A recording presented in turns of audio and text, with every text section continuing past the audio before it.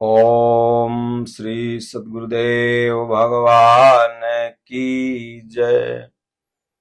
बोलो जय सिया राम, जय जय सिया राम। दीन दयाल बिरद संभारी, हरहु नाथ मम संकट भारी। जहि विधि होहि नाथ हित मोरा, करहु सो बेगी दास मैं तोरा। बड़ भागी अंगद हनुमाना, चरण कमल चापत विधिनाना। बोलो जय सिया राम, जय जय सिया राम। बोलिए श्री सद्गुरुदेव भगवान की जय। कबीर साहब 1398 ईस्वी में लगभग इस धरती पर आपका जन्म हुआ। जीवनी सब कोई जानते हैं। 1518 ईस्वी तक आपने इस धराधाम पर अपने जीवन चरित्रों से, अपने उपदेशों से मानव जगत को एक करने का भरसक प्रयास किया और सफल भी रहे। अपने सदी में लगभग 120 साल कबीर साहब अपने इस मानव देह को धारण किए रहे। लगभग 750 वर्ष पहले कबीर साहब हुए इस धरती पर और अपने उपदेशों से मानव जगत को इतना प्रेरित किया कि आज भी उनके दोहे, उनके पद, उनके भजन लगता है कि इस मनुष्य को, इस मानव को एक नया दिशा देते हैं। ये बात अलग है कि कुछ लोग उनके नाम पर अपनी दुकान चला रहे हैं, जैसे रामपाल वगैरह हो गए, अपने आप को कबीर का अवतार बता रहे हैं, जो कि कबीर साहब के चरण रज का भी एक कण उनमें धूल नहीं है। तो खैर, महापुरुष के चले जाने पर यही होता है। लेकिन कबीर साहब के मूल भजनों का मूल अर्थ कोई महापुरुष ही बता सकता है। और कबीर साहब के जितने भी भजन और दोहे हैं वो हम सभी को प्रेरणा देते हैं। बड़े ही सटीक, बड़े ही युगानुकूल हैं। पूज्य गुरुदेव भगवान ने, हमारे स्वामी जी ने हर एक पद का इतना सटीक अर्थ बताया है, लगता है कि यूं कबीर साहब ही बोल रहे हैं। तो एक बड़ा ही सुंदर भजन है कबीर साहब का कि आज का जो मानव जगत है, तो कबीर साहब कह रहे हैं हम किसे समझाएं, सब अंधे हैं। जब तक अर्जुन अंधा था भगवान समझा रहे थे, लेकिन अर्जुन अंधा था। सब धृतराष्ट्र बने हुए। जब भगवान दिव्य दृष्टि प्रदान करते हैं तभी जीव देखता है। तो कबीर साहब कहते हैं कि इन आंखों से आपको ये आंख है या नहीं है, इससे आप न अंधा हैं, आंख नहीं है तो आप न अंधा है, न आंख है तो आप देखने वाले। आंख रहते हुए भी आप अंधा हैं, क्योंकि इन चरम चक्षुओं से कोई भी व्यक्ति ईश्वर दर्शन नहीं कर सकता। वो ईश्वर एक अनुभूति है, प्रत्यक्षानुभूति है। और उसे कोई बता भी नहीं सकता है किसी दूसरे को। तो धृतराष्ट्र अंधा है, सब कुछ जानते हुए भी वो जो अंधा है, जिसे दिव्य दृष्टि अभी भगवान ने नहीं प्रदान की, वही धृतराष्ट्र है। तो कबीर साहब कहते हैं कि सारा जग धृतराष्ट्र बना हुआ है, किसे हम समझाएं, के समझाई, हो सारा जग अंधा, के समझाई। कबीर साहब कहते हैं के समझाई, हो सारा जग अंधा, किसे हम समझाएं, कौन समझने वाला है। जो देखा सो कहा नहीं, कहा सो देखा नहीं, रही मन अगम बात यह, कहन सुनन को नहीं। जो समझने वाला हो, जो चलने वाला हो, जो अर्जुन के तरह अनुरागी हो, जो पथिक हो, जो विरही हो, उसे तो समझाया जा सकता है, लेकिन उसके अलावा किसी और को नहीं समझाया जा सकता। तो कबीर साहब कहते हैं किसे समझाएं, सब तो अंधे हैं, सब जीव अज्ञान में पड़े हुए हैं। आगे की पंक्ति में कबीर साहब कहते हैं कि भला एक दो होते तो समझा लेते, एक दुई होय उन्हें समझावो, सब ही भुलाने पेटवा के धंधा, के समझाई, हो सारा जग अंधा, के समझाई। एक दो होते तो समझा लेते, लेकिन सब पेट के धंधा में ही तो भुलाए हुए हैं रात दिन। किसी को कहिए कि चलो सत्संग में चलो, भगवान का भजन करो, अरे महाराज भगवान खाना देंगे, भगवान हमको खिला देंगे बाल बच्चा को। ये मनुष्य बस यही समझ रहा है कि मैं पेट भरने के लिए ही संसार में आया हूं, और साला यह छोटा सा पेट कभी भरता नहीं है किसी का। भाई महात्मा हो, साधु हो, जोगी हो, मुनि हो, सबसे बड़ा पहलवान तो खैर अन्न जल ही होता है। किसी को 4 दिन न मिले तो बोलती निकल जाएगी, लेकिन हमारा और आपका यही उद्देश्य नहीं कि पेट भर गया अब बस हो गया हमारे जीवन का लक्ष्य सिद्ध। अरे पेट तो कौआ, चिरई, हाथी, घोड़ा, चिरई, चुनमुन, कौन भूखे सोता है, बता दो, चींटी से लेके हाथी तक सबका नारायण भरते ही हैं।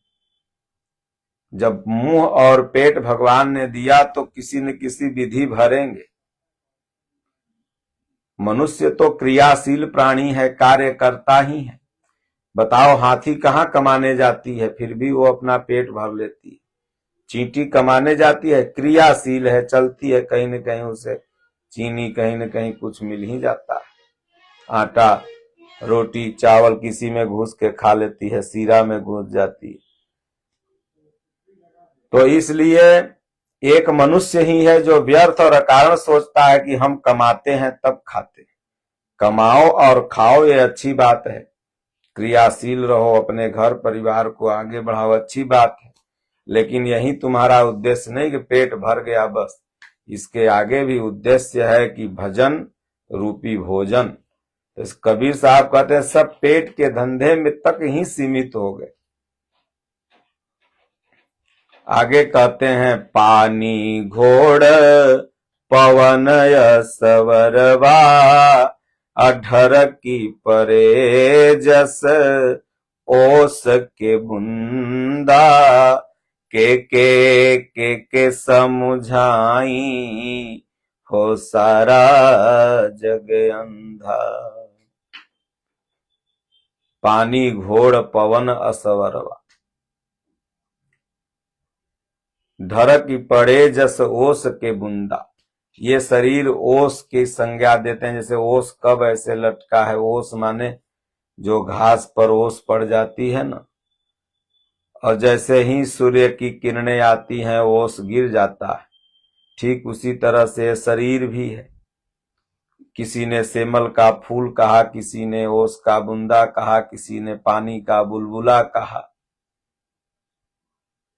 तो इतने नश्वर शरीर को सिर्फ हम पेट तक ही सीमित रखेंगे तो हमारा मानव धर्म सफल नहीं हुआ। आगे कहते हैं कि गहरी नदी अगम बहे धरवा, खेवनहार के पड़िगा फंदा। गहरी नदी है। एक नदियां तो बाहर संसार में होती हैं, भूखंडों में बहा करती हैं, और एक नदी संसार को नदी, भंवर, सागर, समुद्र की संज्ञा से संतों ने, कबीर साहब ने इंगित किया। तो इसकी धारा जो है अगम है। खेवन हार के पड़िगा फंदा। कोई अच्छे महापुरुष सदगुरु नहीं मिले खेवन हार इसके, बल्कि वही मिला है जो खुद अभी फंदा में फंसा हुआ है।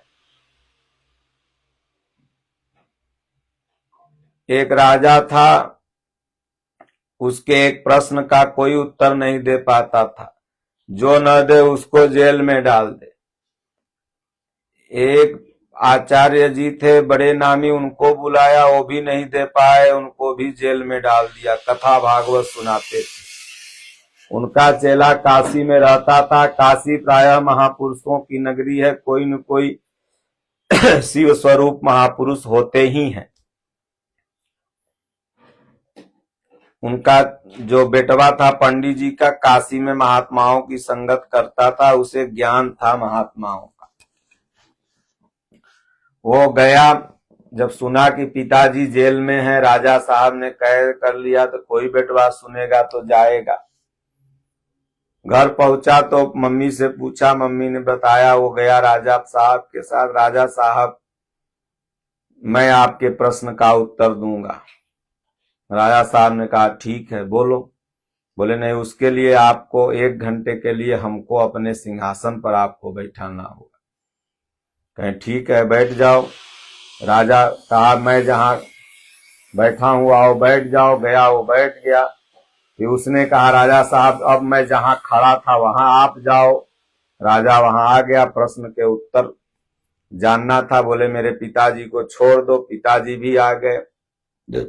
सैनिकों से कहा राजा साहब का हाथ पीछे करके बड़ी तेजी से बांध दो। सैनिकों ने बांध दिया। बोला मेरे पिताजी का भी हाथ बांध दो तेजी से। पिताजी को बोला कि राजा साहब को खोल दो, और राजा साहब को कहा कि आप मेरे पिताजी को खोल दो। दोनों बिगड़ पड़े। अरे भला बताओ, हम दोनों का हाथ बंधा हुआ तो हम आपस में एक दूसरे को कैसे खोल सकते हैं। तब बोला राजा साहब आपको प्रश्न का उत्तर ही चाहिए तो कोई महापुरुष की शरण में जाओ। जो खुद अभी फंदा में फंसा हुआ है उससे क्या आप उत्तर मांगते हैं। बंधे को बंधा मिला, छूटे कौन उपाय। राजा साहब समझ गया, वह महापुरुष के पास गया, उत्तर मिल गया। तो कहें खेवन हार के पड़िगा फंदा। तो इसलिए कर्णधार सदगुरु दृढ़ नावा, दुर्लभ साथ सुलभ कर पावा। तो आगे कहते हैं कि ये आत्मा ही खेवनहार है और आत्मा ही परमात्मा है, और जिन महापुरुष ने परमात्मा को वशीभूत कर लिया वो महापुरुष ही परमात्मा के स्वरूप होते हैं। तो इसलिए अभी इन्हीं पर फंदा पड़ा हुआ है। जब फंदा हट जाएगा सदगुरु मिल जाएंगे। कहें गुरु ने जन्म दी, हरि ने जन्म दियो जग माही, गुरु ने आवागमन छुड़ा। भगवान ने इस जीव को माया के फंदा में बांध दिया, लेकिन गुरु इस जीव को माया के फंदा से छुटाते हैं। कि हरि ने करम भरम जग घेरी, गुरु ने काटी ममता बेड़ी। तो आगे कहते हैं कि घर की वस्तु नजर नहीं आवत, दियना बारी के ढूंढत है अंधा। घर की वस्तु जो होती है ना, कहें घर के मुरई साग बराबर। घरे के बगल में गंगा माई है, पानी छुएगा, बाहर वाले लोग वह ले जाते हैं तो जल ढाते हैं। घर के बगल में मंदिर है, आश्रम के, अगर बगल को है तो बाबा हैं, दूर वाले बाबा आ जाएंगे तो आरती उतारेगा। तो उसी तरह घर में भगवान है लेकिन नजर नहीं आवत। कस्तूरी कुंडल बसे मृग डूडे बन माही, ऐसे घट घट राम है दुनिया देखत नाही। तो घर की वस्तु नजर नहीं आवत, दियना बारी के ढूढ़त अंधा। अंधा व्यक्ति हो, हाथ में लाइट ले ले, दिया ले ले, तो सब कह रहा देखो पागल साले के, आन्हर है या दिया ले ले है, कौन जना रहे। तो उसी तरह से अभी अज्ञान में ये जीव अंधा है। तो गीता रामायण भले ही हाथ में लिए हुए है, कबीर साहब का भजन भी पढ़ रहा है, लेकिन अभी अंधा है। उसका जब तक सही अर्थ कोई महापुरुष नहीं बताएंगे कि मैं भी भटका जा रहा था लोक वेद के साथ, मार्ग में सदगुरु मिला दीपक दीन्हा हाथ। जब सदगुरु ही परदवा अखिया पर से जो पड़ल है ज्ञान का हटा के दीपक देंगे, तब घर की वस्तु नजर आने लगेगी। तो घर की वस्तु नजर नहीं आवत, दियना बार के ढूंढत अंधा। इसलिए महापुरुष के शरण में जाओ, और कबीर साहब जैसे महापुरुष के शरण में, तो कल्याण हो जाएगा। अभी तो कबीर साहब है नहीं, तो वो घर की वस्तु दिखा देंगे। भगवान ने अर्जुन को पूरा गीता का उपदेश सुना दिया और कहा कि अर्जुन जानते हो मैं कहाँ रहता हूं। अर्जुन ने कहा प्रभु इतने ही जानित, ये 18 अध्याय सुनित। बोले मैं सबके हृदय में रहता हूं। ईश्वरः सर्वभूतानां हृदय देशे अर्जुन तिष्ठति, भ्राम्यान्य सर्वभूतानि यंत्र रूढ़ानि मायया। इस भगवान ने कहा मैं हृदय में रहता हूं और दिखा भी दिए।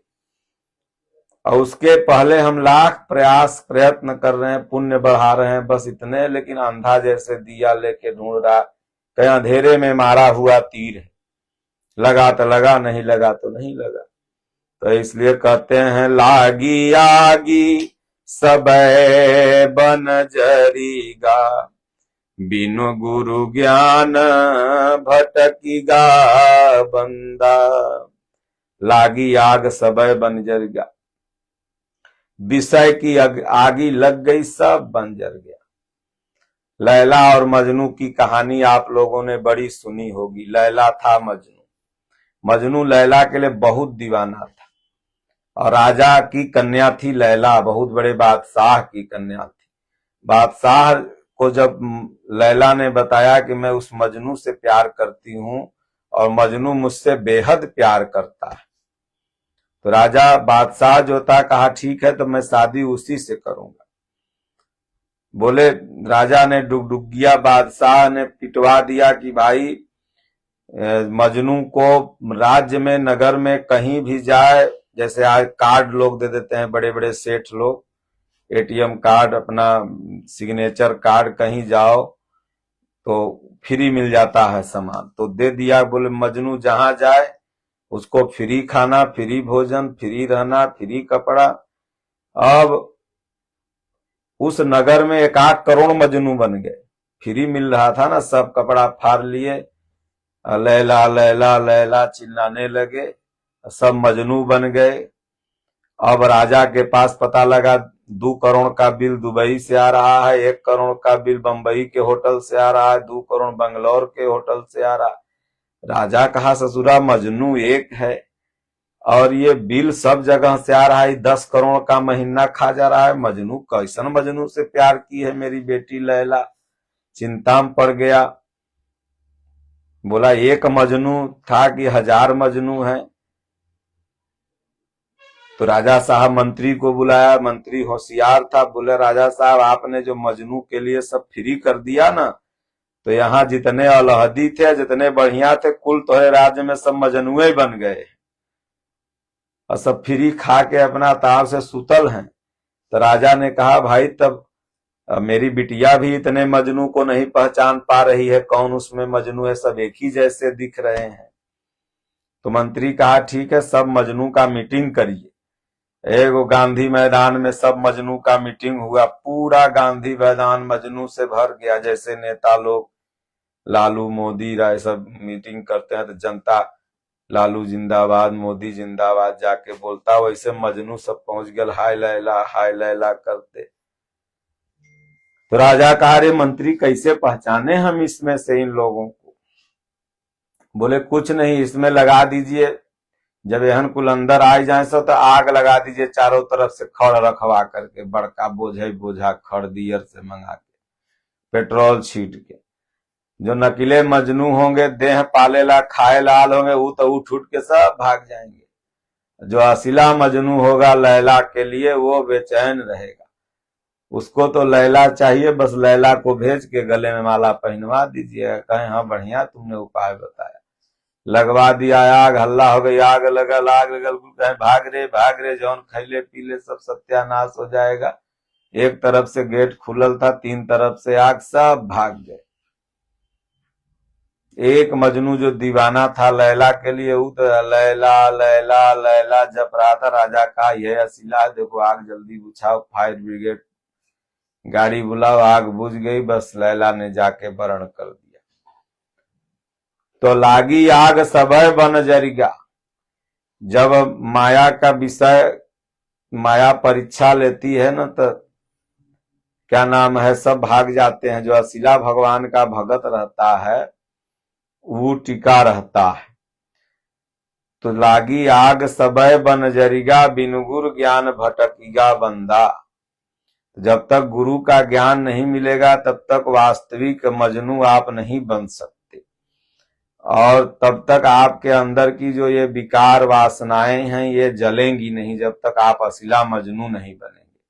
मजनू का मतलब होता है भगवान का भक्त, लैला माने होता है भगवान। जो एक परमात्मा के लिए हमेशा चिंतित है, उनमें ही मन लगाए हुए है, राम राम रघुपति जपत श्रवण नयन जल जात। कहें के नाम पाहरू दिवस निशि, ध्यान तुम्हार कपाट लोचन, निज पद जंत्रित प्राण जाए कहीं बाट।